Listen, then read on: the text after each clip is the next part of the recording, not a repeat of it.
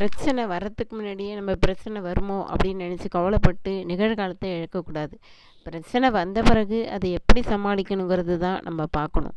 அடுத்தது அவமானம், தோல்வி எல்லார் வாழ்க்கையிலையும் சகஜம்தான்.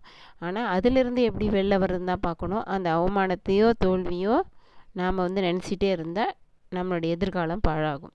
அடுத்தது அடுத்தவங்க யாராக இருந்தாலும் நம்மளை பற்றி விமர்சனம் பண்ணாங்கன்னா அதை பற்றி காதுலேயே வாங்கக்கூடாது. நம்மளுடைய வேலையில் கவனம் செலுத்தி நம்ம அதிலேருந்து எப்படி முன்னேறதுன்னு பார்க்கணும். அப்போ நமக்கு ஒளிமயமான எதிர்காலம் இருக்குது. நம்மளை பற்றி பேசி அவங்களுடைய நேரத்தை இழக்கிறதுனால அவங்களுடைய எதிர்காலம் தான் இழப்பாகுமே தவிர அதனால் நமக்கு ஒன்றும் நஷ்டம் இல்லை. எதையும் காதில் வாங்காமல் நம்மளுடைய வேலையை நம்ம பார்த்தா நமக்கு கண்டிப்பாக ஒளிமயமான எதிர்காலம் இருக்குது. அதனால் எதையுமே காதில் வாங்கக்கூடாது. ஆனால் இதெல்லாம் கடைபிடிக்கிறது கொஞ்சம் கஷ்டம்தான். கடைபிடிச்சா கண்டிப்பாக வெற்றி நிச்சயம்.